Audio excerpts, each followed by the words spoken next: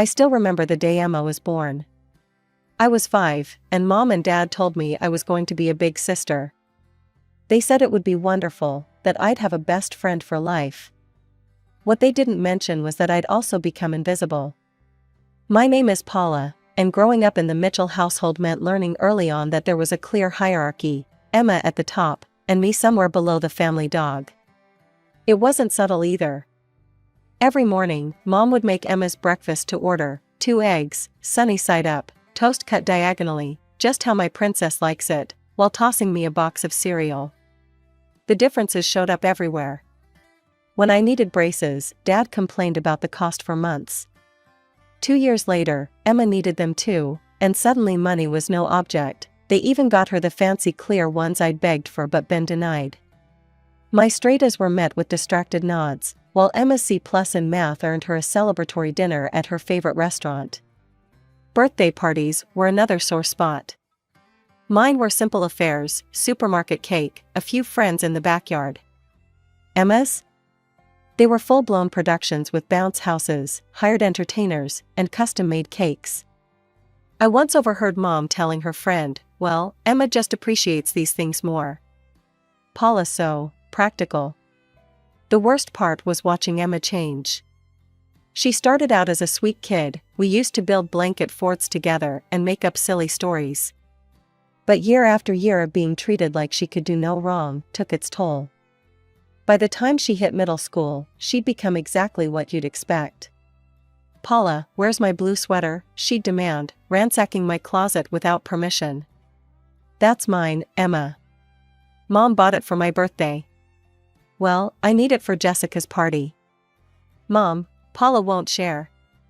And inevitably, "Paula, don't be selfish. Let your sister borrow it." I learned to pick my battles, to expect nothing, to find validation elsewhere. School became my sanctuary. While Emma was being showered with praise for participating in the school play, she had 2 lines: I was winning science fairs, acing AP classes, and quietly building my escape plan. When my acceptance letter from State University arrived, full scholarship, I thought maybe, just maybe, they'd be proud. Instead, dinner that night was dominated by Emma's dramatic retelling of her 7th grade student council election campaign. "Mom, I got a full scholarship," I tried to interject during a rare pause. "That's nice, honey." "Emma, sweetie, tell us more about your campaign posters." Those first years at college, I only came home for major holidays, and even then, I'd count the minutes until I could leave. Every visit was the same. Emma's achievements took center stage, while my dean's list standings and internship offers barely warranted a glance. I learned to keep my visits short and my expectations shorter. The moment finals ended each semester, I'd be back in my dorm, where at least my achievements were my own, and nobody compared them to a younger sister's mediocre ones. During my junior year at State, I got a Facebook message that would change my life. "Hey, remember me? Mike Harrison from Kennedy High? I was a senior when you were a freshman." Of course I remembered him, the cute guy from the debate team who'd never given me a second glance back then. We started chatting daily, sharing college stories and memories from high school. He was working as an engineer back in our hometown, and something just clicked between us. After graduation, I moved back home and landed a job at Turner & Associates as a project manager. Mike and I met for coffee my first week back. That coffee turned into dinner, dinner turned into dating, and before I knew it, we were apartment hunting together. The only dark cloud was my parents' continued indifference. They barely acknowledged my new job or relationship, too busy fretting over Emma's college experience. "She's having such a hard time adjusting," Mom would sigh during our rare phone calls. "Not everyone can just breeze through college like you did." But I had Mike's family to make up for it. His parents, Tom and Sarah, welcomed me like the daughter they never had, and his sister Jenny became the sister I'd always wanted Emma to be. They came over for dinner weekly, helped us furnish our apartment, and actually cared about my career progress. "We're so proud of you both," Sarah said at our small wedding 2 years later. It was a simple ceremony in Mike's parents' backyard, just close friends and family. My parents came, of course, but spent most of the reception talking about Emma's summer internship. Life felt perfect. I was excelling at work, happily married, and finally part of a family that valued me. When I got pregnant a couple years after the wedding, I thought things couldn't get any better. Our son, Lucas, was born healthy and beautiful, and Mike seemed every bit the doting father. But something changed after Lucas turned 1. Mike grew distant, started working late, canceled our date nights. I tried to tell myself it was just new parent stress, but deep down, I knew it was more. The confession came on a regular Tuesday evening. I was feeding Lucas in his high chair when Mike walked in, looking like he hadn't slept in days. "I need to tell you something," he said, his voice shaking. "I've met someone else. Her name is Rachel. She's a client at work, and I'm in love with her." The divorce was quick and surprisingly civil. Mike moved to Colorado with Rachel, but insisted on paying generous alimony and child support. "I may be a terrible husband," he said during our last meeting, "but I won't be a terrible father." I sat in my lawyer's office after signing the final papers, holding Lucas close. At 2 years old, he was too young to understand why Daddy wasn't coming home anymore. After the divorce, Mike's family became my lifeline. Despite everything that happened with their son, Tom and Sarah remained devoted grandparents to Lucas, and Jenny was the best aunt a kid could ask for. Lucas would light up every time we visited their house, running straight to the toy corner they'd set up specially for him. Tom would get down on the floor to play with trucks, and Jenny always had some new game or craft project planned. My own parents' house was a different story entirely. I tried visiting them occasionally, hoping they'd want to build a relationship with their only grandchild, but it was painful to watch their indifference. "Paula, don't let him touch that vase," Mom would snap, barely looking up from her magazine. "And make sure he doesn't run around too much. He'll scratch the hardwood floors." Lucas would cling to my leg, sensing the cold atmosphere. The contrast became even more stark when Emma would show up during our visits. "There's my successful girl," Dad would beam as Emma breezed in, talking about her new job at some trading company. They'd completely ignore Lucas's attempts to show them his latest drawing, too busy hanging on Emma's every word about office politics and client meetings. Those visits became less and less frequent. Instead, I focused on what I could control, my career and creating a stable, loving home for Lucas. With Jenny and her parents happy to help with childcare, I started taking on more challenging projects at work. The Singapore account is high risk, my boss warned when I volunteered to lead it. "No one's been able to close this deal in 3 years." "I can do it," I said firmly. And I did. 3 months of late nights, video calls across time zones, and detailed proposals later, I not only closed the deal, but expanded it to twice its original size. More successful projects followed. Each one built my reputation further, until I was the go-to person for our most challenging clients. The promotion to senior account director came with a corner office and a salary that made my eyes water. To Paula Mitchell, my team toasted after I landed the Microsoft account, the miracle worker. The bonus from that deal was the final piece I needed. That weekend, I took Lucas house hunting. "This one has a park nearby," the realtor said, showing us a beautiful 3-bedroom apartment. "And the school district is excellent." Lucas ran from room to room, excited about having his own space for all his toys. I watched him exploring, calculator app open on my phone as I ran the mortgage numbers one more time. "We'll take it," I said. That night, as I tucked Lucas into his bed at our old apartment for one of the last times, he asked, "Mommy, are we really getting a new home? With my own room?" "With your own room, and a special art corner, and space for all your books." He hugged me tight. "You're the best mommy ever." In that moment, I realized something. While I couldn't change my past or my parents' behavior, I could break the cycle. My son would never doubt his worth or feel second best. It was amazing how quickly things changed after word got out about my promotion and new apartment. My phone buzzed with a text from Mom. "Sweetie, we haven't seen you and Lucas in ages. Why don't you come over this weekend?" I nearly dropped my coffee. This was the same woman who'd spent the last 5 years barely acknowledging my existence. I thought about Lucas, who still asked about his grandparents sometimes. Maybe people can change? The next weekend, I took Lucas to their house. The difference was startling. "There's my favorite grandson," Dad called out as we walked in. Considering Lucas was their only grandson, this wasn't saying much, but still. "Look what Grandma got you." Mom produced a new toy truck, something she'd never done before. "And I made cookies. You do like chocolate chip, right?" Lucas, too young to remember their previous indifference, was delighted. I watched as my mother actually got down on the floor to play with him, something I'd never seen her do before. "Paula, honey," Mom said later, while Lucas was occupied with his new truck, "we'd love to have him over more often. Maybe some weekends? You must need a break sometimes." It was surreal, but I decided to go with it. What was that saying about not looking a gift horse in the mouth? Over the next few months, my parents became surprisingly involved grandparents. They started asking for Lucas to stay over on weekends, and I used that time to catch up with Jenny. "You seem happier," Jenny observed during one of our shopping trips. "More relaxed." "It's nice seeing them finally make an effort," I admitted. "Even if I know why." The why became clearer when the requests started coming.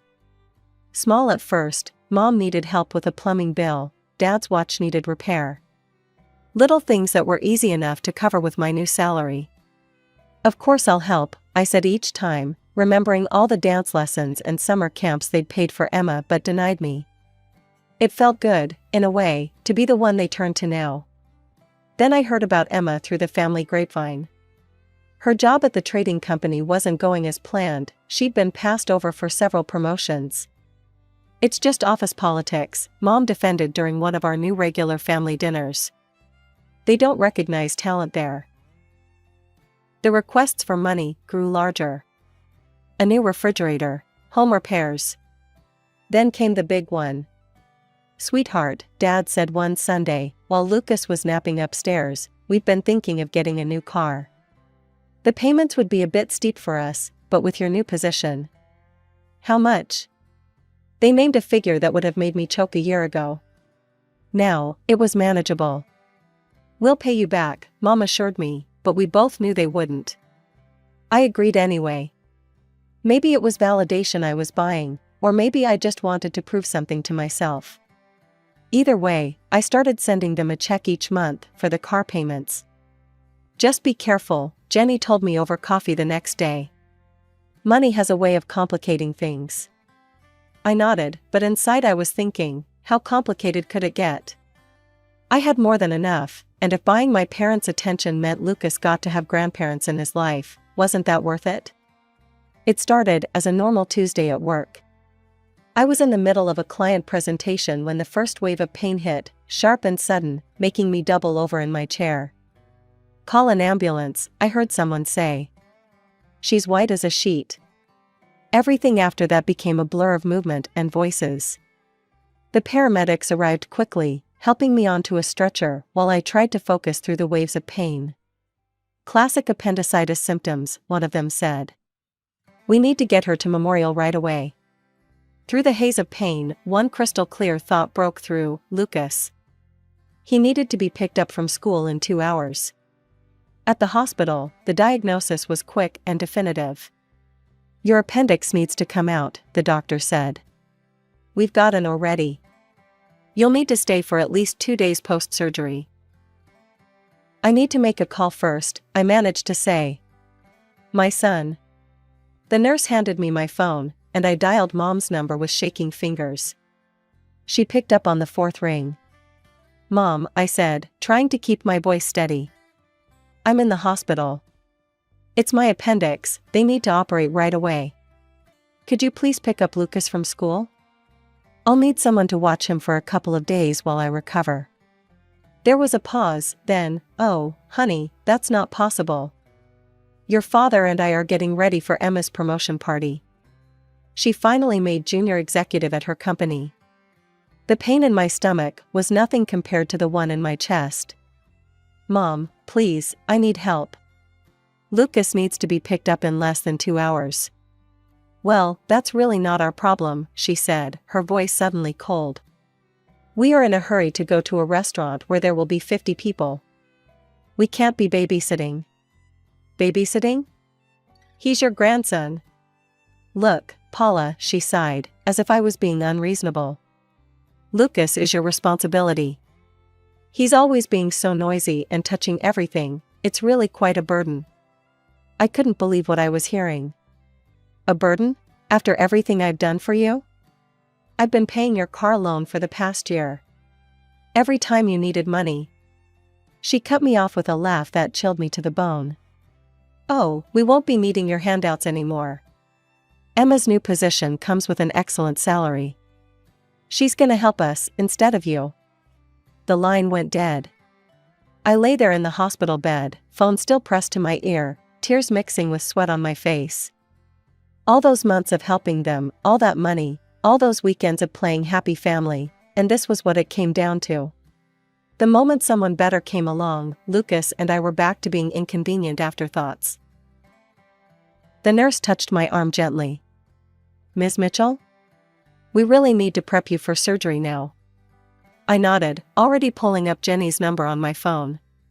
She picked up on the first ring. Jenny? My voice cracked. I'm in the hospital, appendicitis. They're prepping me for surgery. Could you please pick up Lucas from school? I hate to ask, but... Text me the school details, she cut in immediately. What time does he need to be picked up? 2:30, Jenny, I'm so sorry to impose. Stop it. Lucas is my nephew. Of course I'll get him. We'll have a sleepover at my place, won't we? He loves playing with Max anyway. I could hear her grabbing her keys in the background. Thank you, I whispered, tears streaming down my face. I called my parents first, they.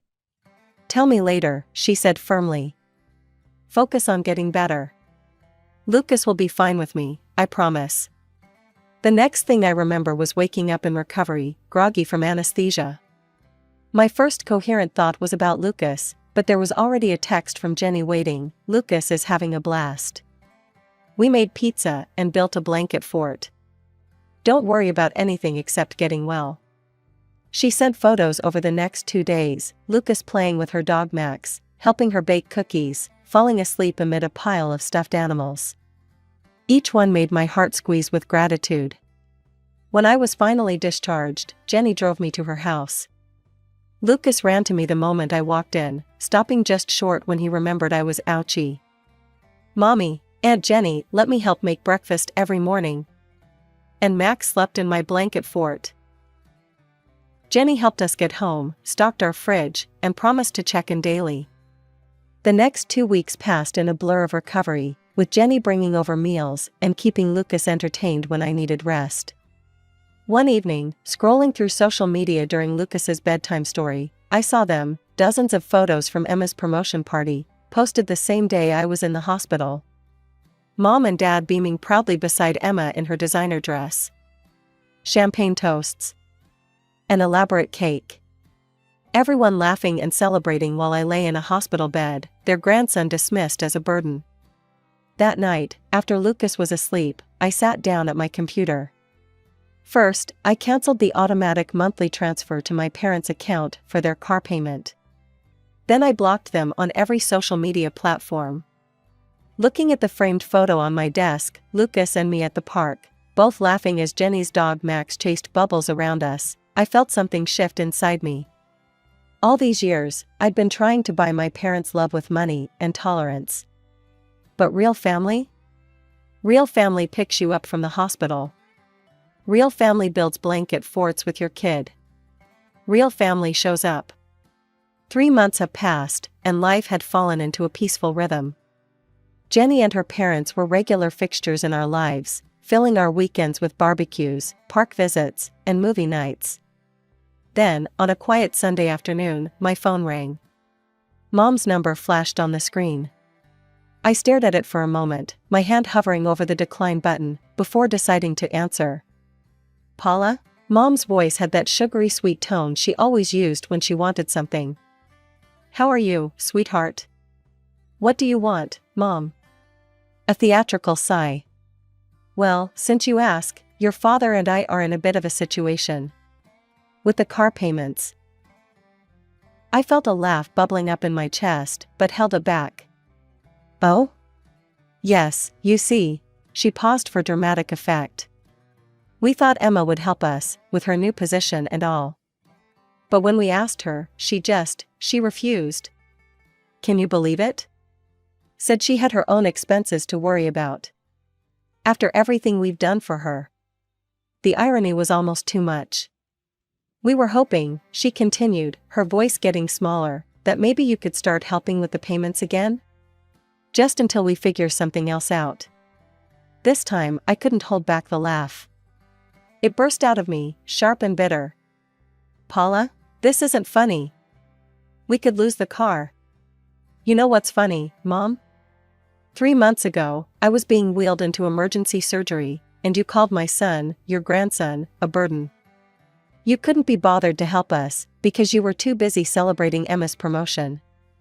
The same Emma who now won't give you a dime. We were just busy that day. You know how these events are." "No, Mom. I know exactly what it was. I was useful when I was paying your bills.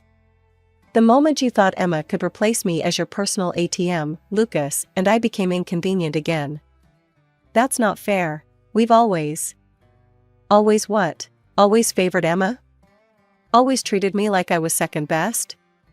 Always took my help for granted until something better came along? Paula, please. You called my financial help handouts, remember? Right before you hung up on me when I was in the hospital. Well, guess what? The handouts are over. I'm done trying to buy your love. I'm done watching you treat my son like he's less than Emma's designer handbags. I'm just done." "But the car..." I cut her off with another laugh, this one lighter, almost free. "Not my problem anymore. Goodbye, Mom." I hung up and blocked her number, then did the same with Dad's. Through the open window, I could hear Lucas in the backyard, giggling as he played with Jenny and Max. Real laughter, real love, real family. The calls started coming in waves. First from Mom's phone, then Dad's, when I didn't answer. Their voicemails ranged from tearful pleas to angry demands. The text messages weren't any better. "Paula, please, we're your parents. This is so selfish of you. We'll lose the car because of you." Each message only confirmed I'd made the right decision. Not one of them mentioned Lucas. Not one expressed regret for how they'd treated us. It was all about them, their needs, their car, their feelings. After a week of this, I'd had enough. I blocked their numbers completely, set up email filters to send their messages straight to trash, and finally felt like I could breathe again. "You okay?" Jenny asked one Sunday afternoon as we watched Lucas and Max chase each other around her parents' backyard. Tom was at the grill, and Sarah was setting up the patio table for our weekly family dinner. "You know what? I really am." I accepted the lemonade she offered. I keep waiting to feel guilty or sad, but mostly I just feel free. "You gave them more chances than they deserved," she said, squeezing my hand. "Sometimes the healthiest thing you can do is walk away." Mommy, look what Grandpa Tom taught me." Lucas came running over, proudly showing off a new frisbee trick. I watched as Tom abandoned the grill to help Lucas perfect his throw, while Sarah called out encouragement from the patio. This was what family should be, people who show up not just for the good times, but for the hospital runs and school pickups too. These days, I don't know if my parents still have their car, or if Emma finally stepped up to help them. I don't know if they're still throwing elaborate parties or lamenting their ungrateful eldest daughter. I don't check their social media, don't ask mutual acquaintances about them, don't drive by their house when I'm in the neighborhood. What I do know is this: Lucas has never asked about them since that day. Children are intuitive, they know who truly loves them. He has grandparents who never miss his school plays, an aunt who builds blanket forts with him, and a mom who finally learned that love shouldn't come with conditions. Last week, Lucas brought home a family tree project from school. He'd drawn Tom and Sarah right next to me, with Jenny and Max nearby. His father had a small branch of his own. We've kept things cordial there, with regular video calls and holiday visits. But my parents and Emma weren't on the paper at all. "Is this okay, Mommy?" he asked, showing me his work. Ms. Johnson said family trees usually have more people, but I told her these are the only ones we need. I hung his drawing on the fridge, right next to the photo from his last birthday party, all of us around the cake, genuine smiles on every face. "It's perfect, baby," I told him. "Absolutely perfect. Sometimes the family you're born into isn't the family you're meant to have. Sometimes you have to let go of the people who should have loved you to make room for the people who actually do." It took me 32 years to learn that lesson, but watching Lucas grow up surrounded by real, unconditional love, I'd say it was worth the wait.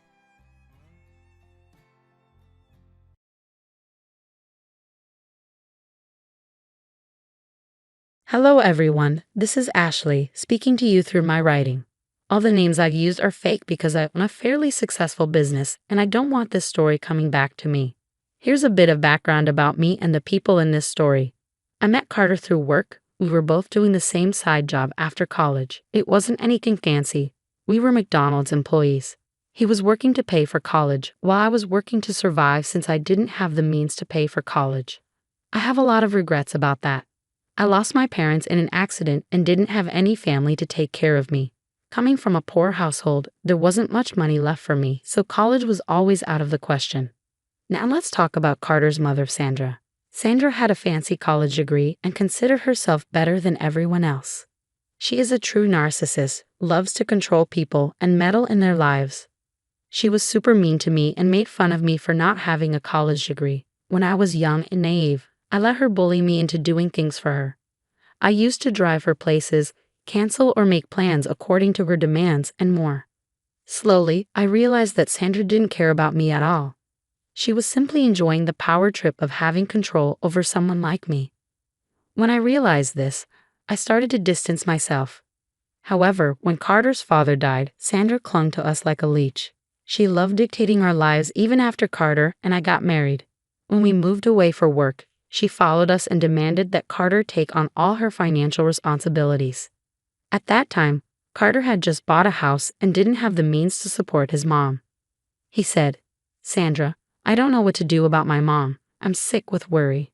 She refuses to get a job, and God knows why she moved here." I replied, "I think we both know why. Sandra is trying not to lose her control over us. Don't forget she convinced you not to put me on the house deed because she thinks we'll divorce in the future." "I know, Ashley. She's just worried about me. Now I don't know what to do about her." "I guess I'll have to take a second job," Carter said.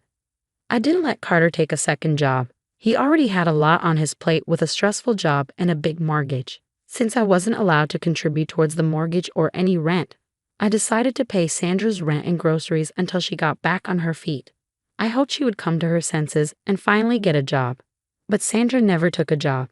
I paid her rent and groceries for a year.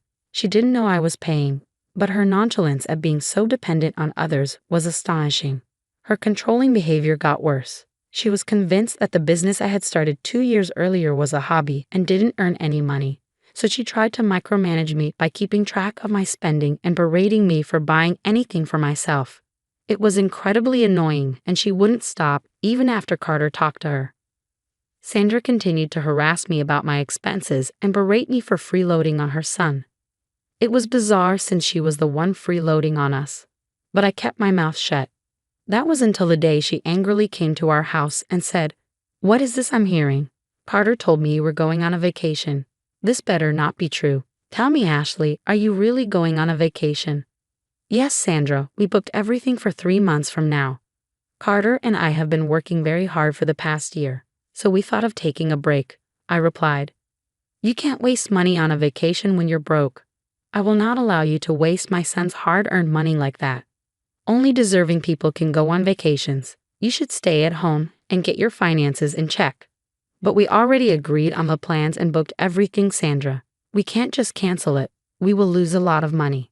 No, you won't, Ashley. I can replace you on the trip. Carter and I will have a lot of fun, and hopefully this will teach you to manage money better. My son won't be feeding you for the rest of your life, you know. Sandra wanted me out of this trip while she inserted herself in my place. Since we didn't offer her to join us on this vacation, Sandra came up with this plan instead. She wasn't faking her concern for my financial well-being.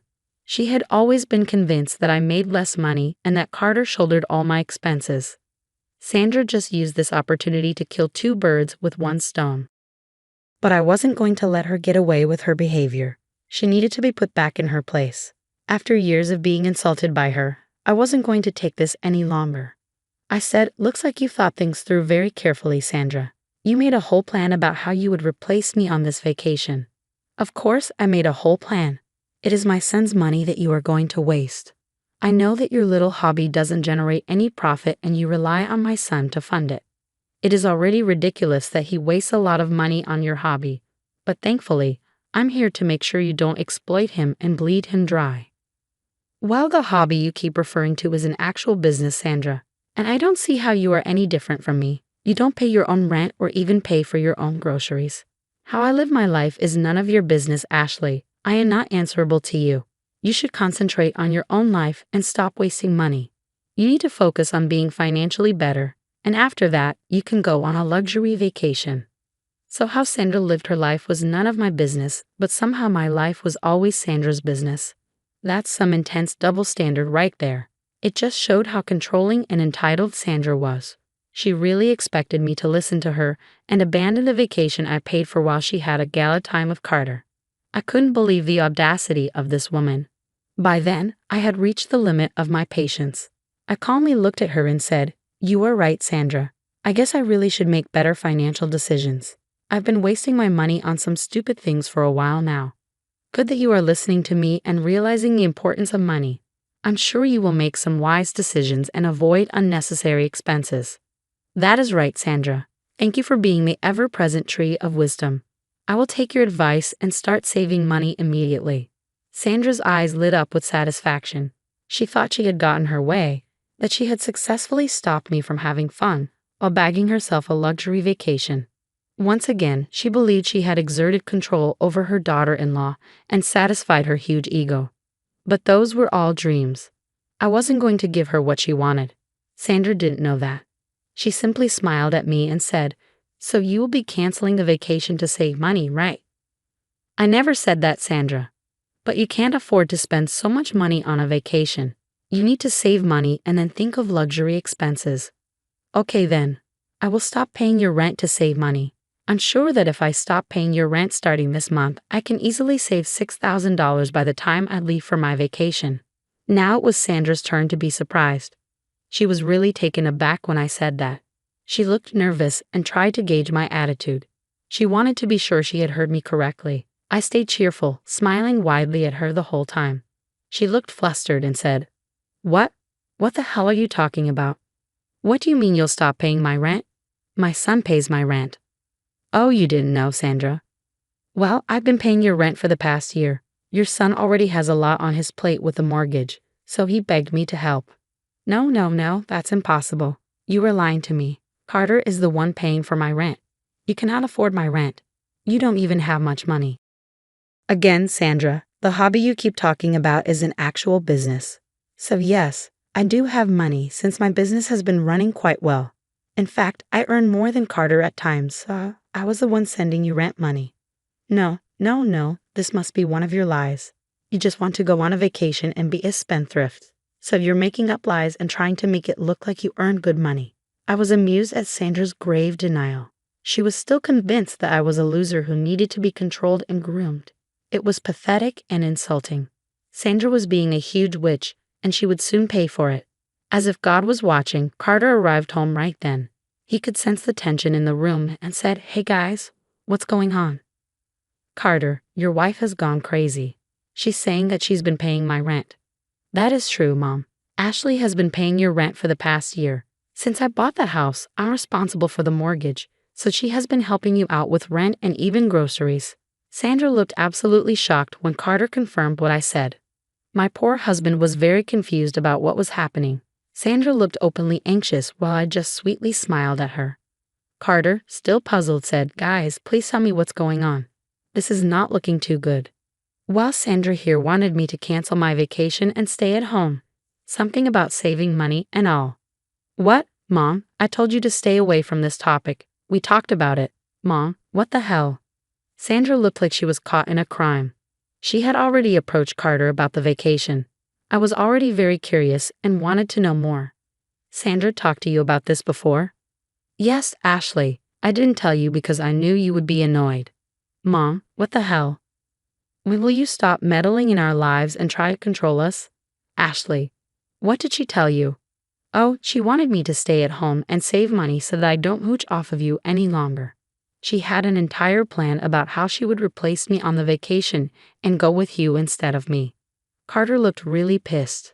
I didn't need to tell him that Sandra had also insulted me a lot.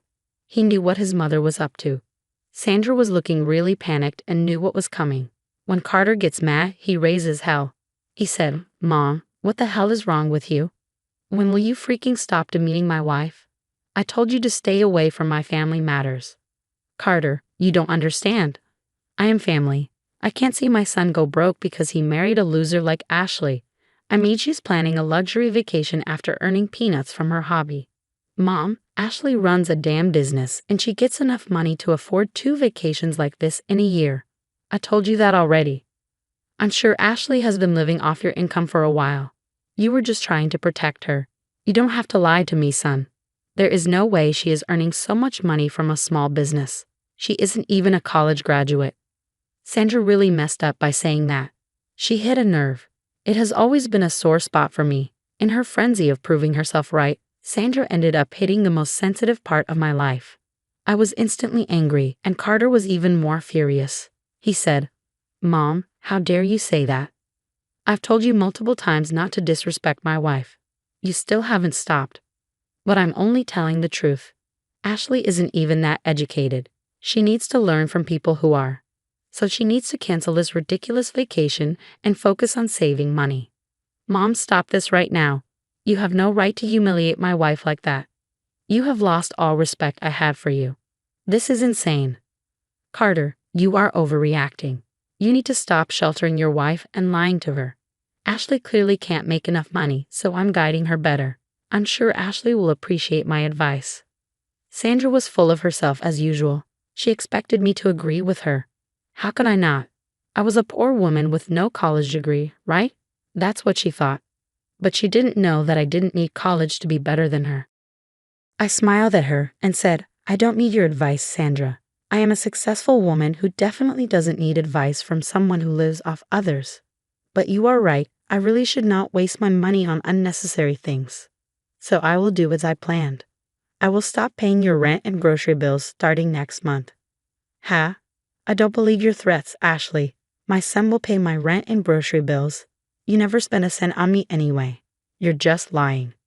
"Okay then, here, check these out. I have digital records of all the money I sent to you from my own account." I handed my phone to Sandra and let her see all the proof I had. She kept scrolling through the transactions and even saw how much I made every month. Her eyes bulged out, and she couldn't believe what she was seeing. But she had to believe it. It was some damn good evidence. Sandra scrolled through my bank transactions and then laughed nervously before saying, "Oh, this is great. I'm glad my daughter-in-law is doing so well in life. It's truly amazing how talented you are. Looks like you won't have to save money for the vacation after all." "Oh, no, Sandra. You were right. I was wasting my money and not making good savings every month. I really do need to cut back on my expenses. I'm sure 1 month's notice is all you need to get a new place or figure out a way to pay your rent." "Oh, come on now, let's not be hasty about the rent. I'm just a poor old woman who made a mistake.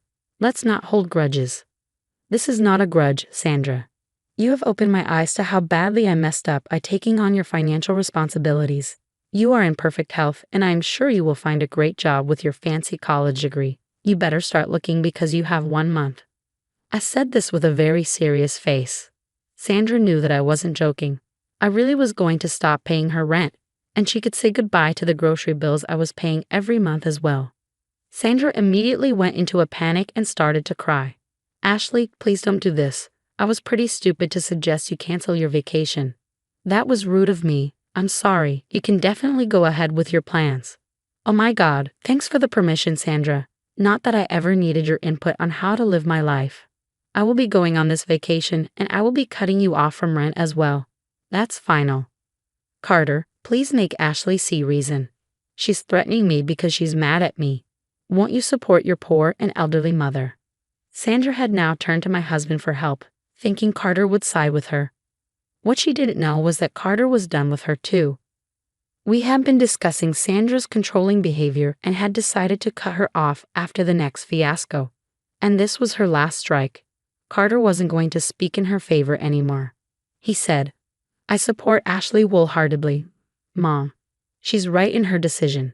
She was generous enough to help you when you intentionally left your last job. But you have always just berated her and tried to dominate her because you have a college degree. I know I was wrong, Carter. I've already apologized for it. Your wife is being stubborn. What you did today was the last straw for us, Mom. One apology doesn't solve it. We've been letting you get away with your controlling behavior for a long time now, but we won't do that anymore. We will start by cutting you off financially. You cannot do that to me, Carter. You cannot take your wife's side over me. I'm your mother. You know that I won't be able to pay the rent. Do you want to see your poor mother homeless? Like Sandra said, Mom, you have a college degree, so you'll get a job. It's time for you to live your own life and leave us alone. I guess you should take your own advice and start saving money now. Sandra was pretty upset when we presented a united front. She tried to argue with us but finally left after we kicked her out. Carter and I talked about our next steps and decided that we indeed wanted to cut her off financially. Carter wasn't in a position to help his mom anyway. As for me, we both agreed that I wasn't wasting my money on someone who didn't deserve it. So we made the final decision and were pretty happy with it. Sandra was under the impression that we were only mad temporarily. She was so confident of her power over us that she refused to contact or apologize to us again. But as the month passed and she still didn't get her rent money, she started to panic again. She showed up at our house and made a big scene, begging for our forgiveness. Ashley, please, I'm sorry.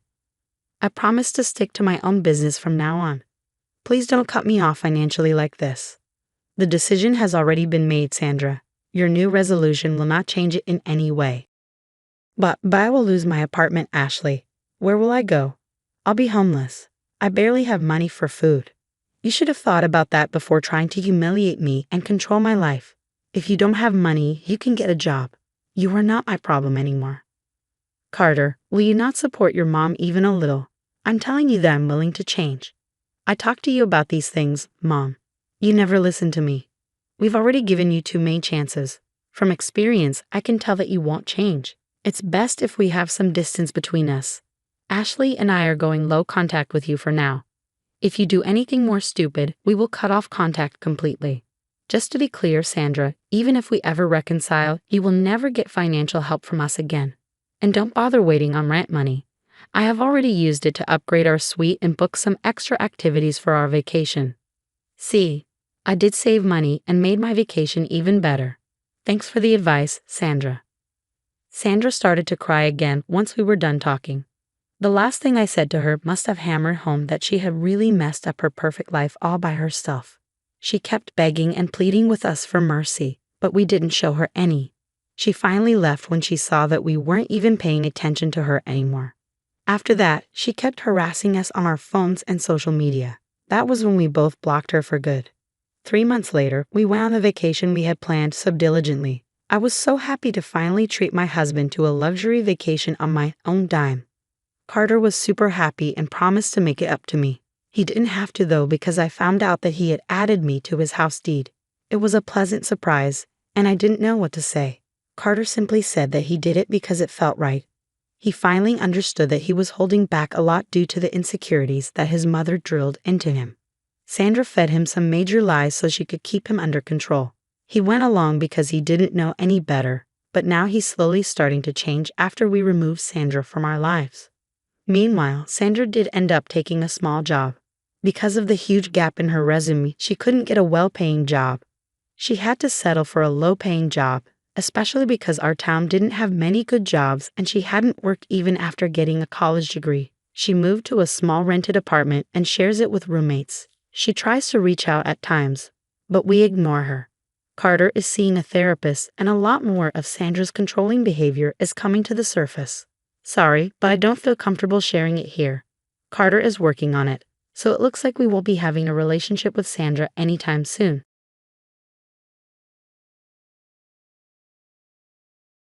Hello everyone, my name is Sienna, and I'm here to share a story of my own. Reading all these nerve-wracking tales about crazy mother-in-laws reminded me of my own experiences with my entitled mother-in-law, Cindy, who believed the world revolved around her. Let me tell you the story. My husband Drago is Cindy's only child. His father passed away when he was young, and Cindy had to step up to care for him. She never let him forget it. Cindy was a veiled narcissist who thrived on making herself feel powerful and important. She raised Drago to always give in to her demands and never question her decisions. Cindy was a very entitled woman who demanded obedience or else there would be consequences. Naturally, no one wanted her in their life and cut her off, which made things worse for Drago, who became her main victim. Cindy met her match when Drago and I got married. When we were dating, Drago was always reluctant to introduce me to his mother. When I finally met her a few days after our engagement, I realized she was the problem, not me. Since Drago had moved in with me, Cindy was slowly starting to lose control over her son. He no longer wanted to give in to her demands or fund her extravagant lifestyle. She, of course, blamed me for changing him. I ignored her nasty talk for a while because she didn't live with us, but one day she suddenly showed up at my house with her suitcases in tow. Sorry for not informing you earlier, but I will be staying with you for a while, she announced. What? Why, Mom? What happened to your apartment? Drago asked. Well, I got evicted because you don't bother to send me money anymore. I guess this is what you wanted, to see your poor mother homeless. Sienna changed you a lot, you know. Mom, you were spending money on frivolous things and always kept asking for more. That's not a way to live your life. Don't teach me how to live my life. I raised you, not the other way around. I ran into some financial trouble and got evicted because of you, so you are obligated to house me until I get back on my feet. I will tolerate your stupid wife, but you need to get rid of that nasty dog. I stood open-mouthed while she made her ridiculous demands. The dog she was referring to was my 7-year-old golden retriever, Leo. I was stunned and barely registered when she told Drago that we needed to get rid of my dog for her. Leo was my family, not something I could just throw away. I was ready to shout at Cindy when Drago took me aside and said, I know you're mad, but let's not turn this into a fight. It's true that I haven't been sending her money whenever she wants, and I feel a little guilty that she lost the house because of me. Can we let her stay for a few months, please? Dro, you know how toxic and manipulative your mother is. None of her financial problems are your fault. You don't need to feel guilty. The audacity of this woman is astounding. She even wants to get rid of Leo. Do you expect me to get rid of Leo? Sienna, please, you know I would never let that happen. Leo is my family too. I won't throw him out because of my mom. But I can't just throw my mom out either. Please, just a few days. I swear I'll find a way to get her out. Drago's desperation and guilt made me feel bad for him. It was his mom after all, and he wasn't exactly capable of standing up to her yet. He begged me to let Cindy stay, and I reluctantly agreed.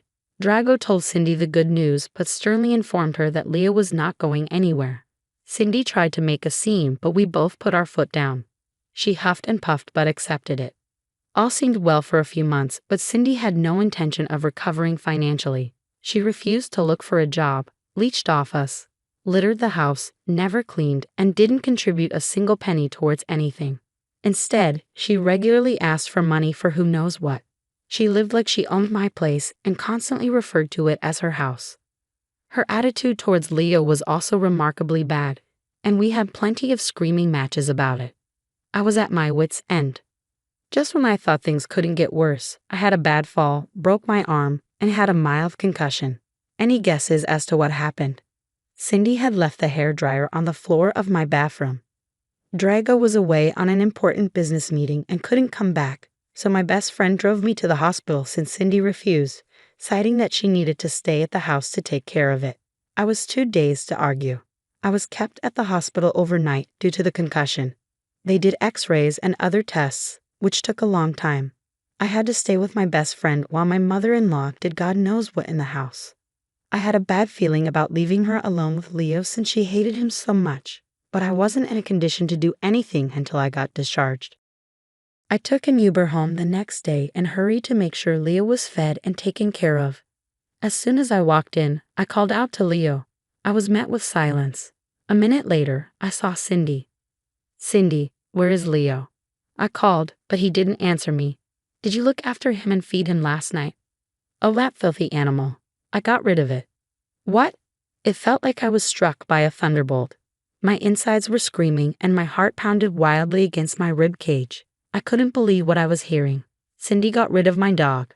Cindy ignored my shocked face and continued, "Animals can't stay in this house.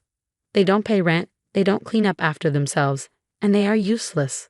They belong on the streets or in a shelter.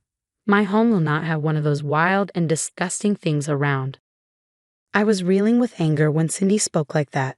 I was too stressed about my poor dog to waste my energy shouting at her, so I calmly looked her straight in the eyes and said, "You are right, Cindy. Pets can really be a burden when they don't look after the house or pay rent.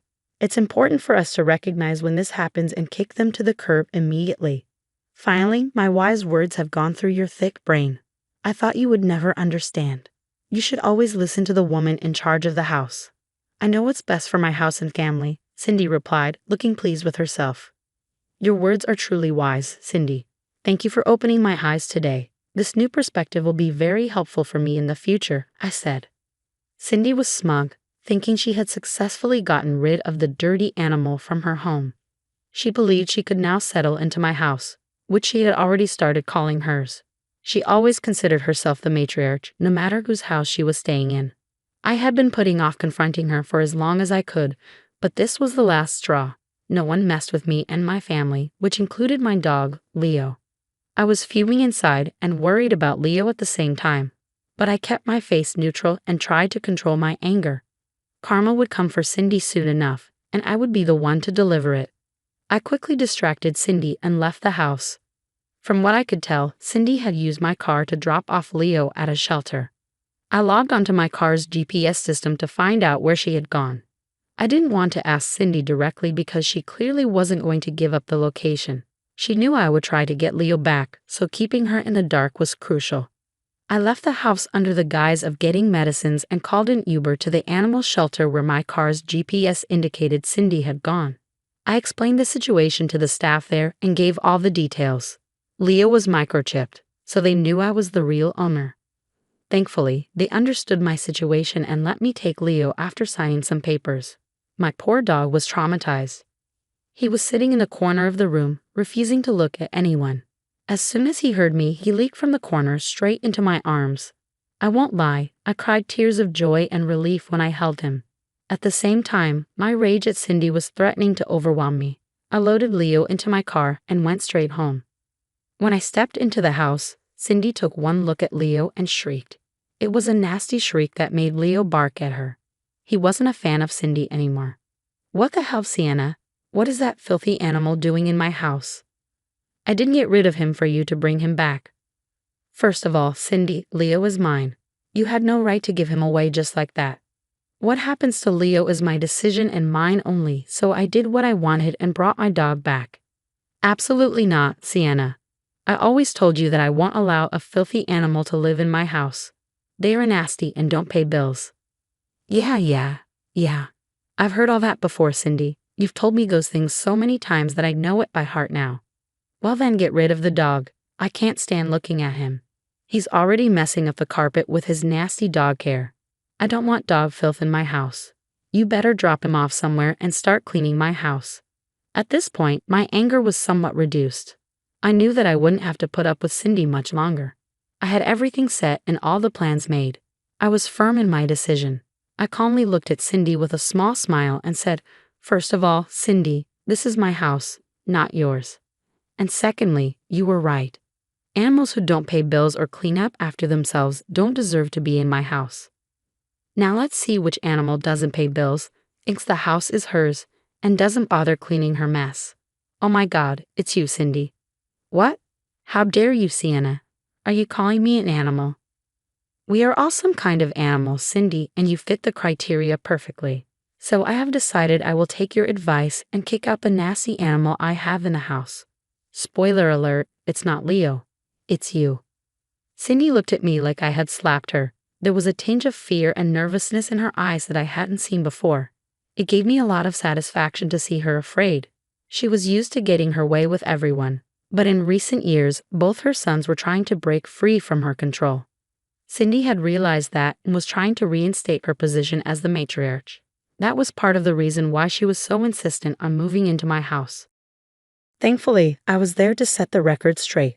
I had no qualms about putting Cindy back in her place. Cindy, unfortunately, had trouble understanding my simple words. She started to tremble and said, "What are you saying? You can't just kick me out. This is my son's house." "No, Cindy," I replied. "This is the house I inherited from my grandfather. The same grandfather who also bought me Leah when I was a teenager. Every little detail just makes it easier for me to kick you out with a clear conscience. I don't care how you got this house. Since you were married to my son, it belongs to him too. And since he is my son, I have a right to be here. You cannot kick me out to house that filthy animal." "Well, I can, and I am kicking you out. You have no right to be here. We housed you because of your poor financial decisions.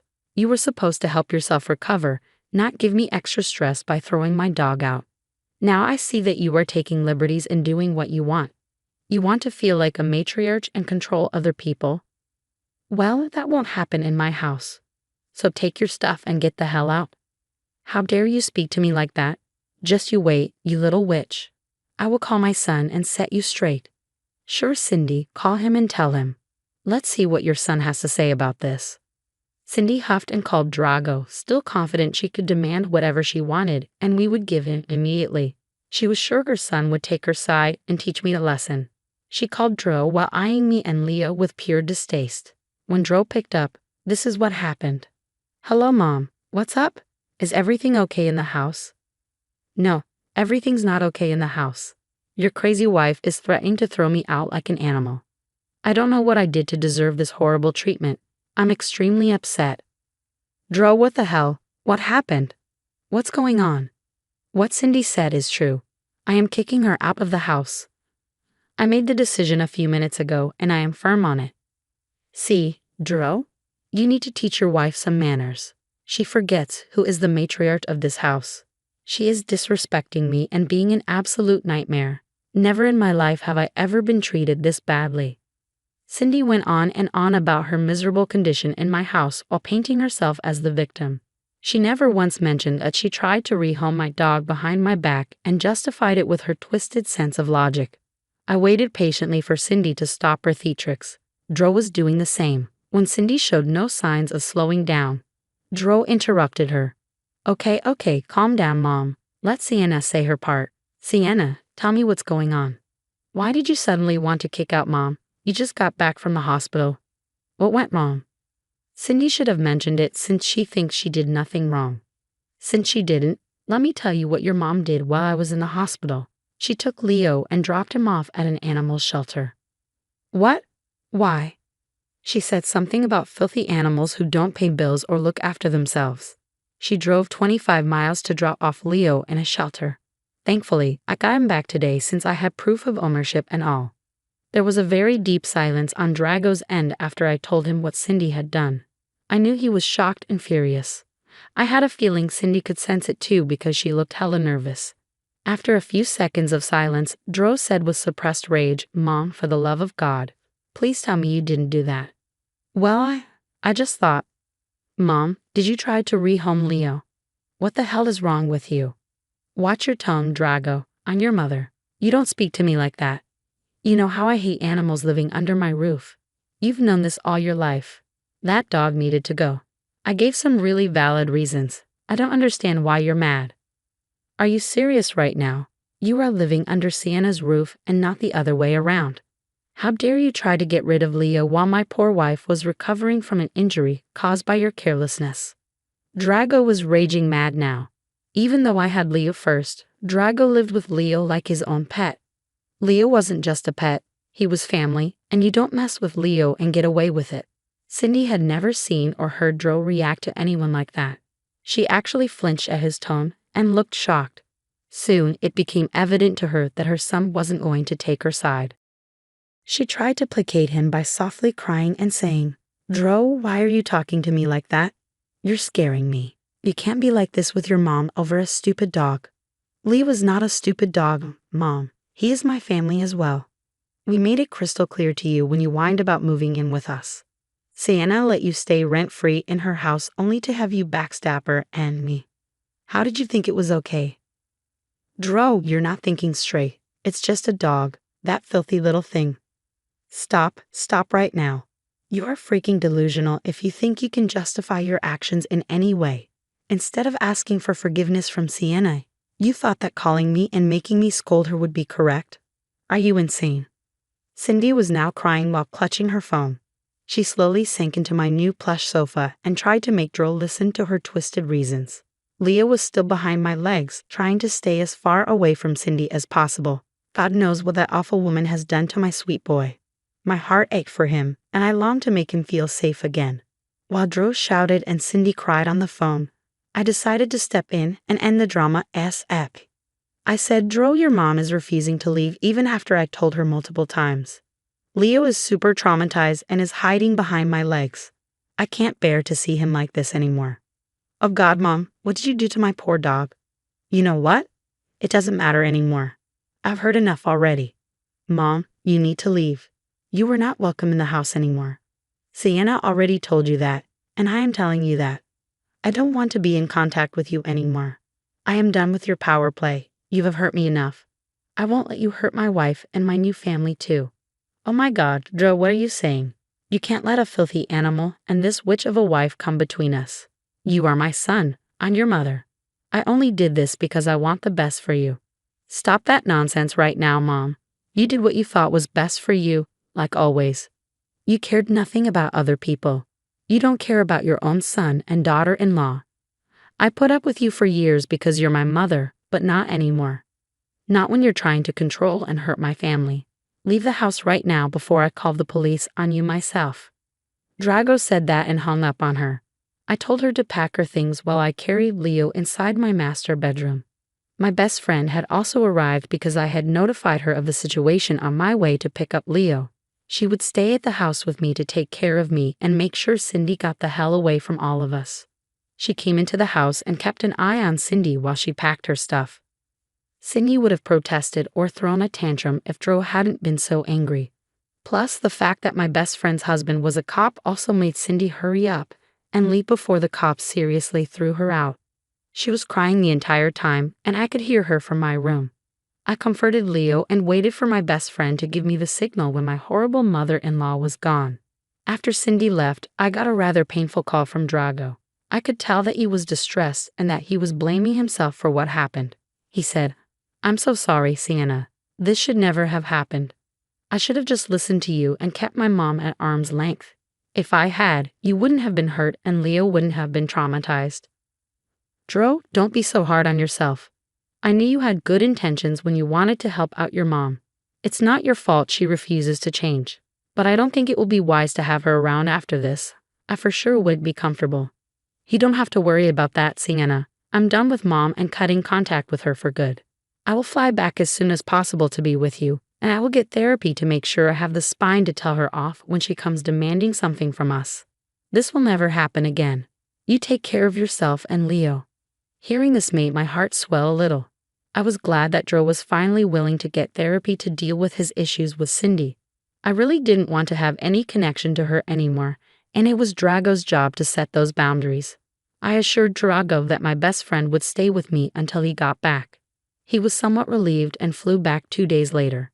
He was super guilty and kept apologizing over and over again. It broke my heart to see my family suffering because of that awful woman Cindy. Karma was still pending for Cindy, of course. As I said, she was broke and didn't have a place to stay. She thought that we would calm down and beg her to come back to live with us. She is a true narcissist, although she is too full of herself to ever seek a diagnosis. Anyway, as a week passed, her cash ran out and it became apparent to her that we weren't going to come get her. That's when she returned to our door, begging and pleading for forgiveness. That was fast, but only because she didn't have any money. No family in their right mind would take Cindy in because everyone knew the level of her entitlement. So she had to come back to us. We refused to even open the door and threatened to call the cops if she stayed for long. She was already blocked from all our phones and social media. The extended family was informed of everything, and everyone took our side because they were not crazy like Cindy. Drago, Leo, and I slowly went back to being the happy family we were before Cindy disrupted everything. As for her, last I heard, Cindy was working somewhere in a small office, earning peanuts and living in a trailer. I will say it suits her and hope she rots there and never comes back.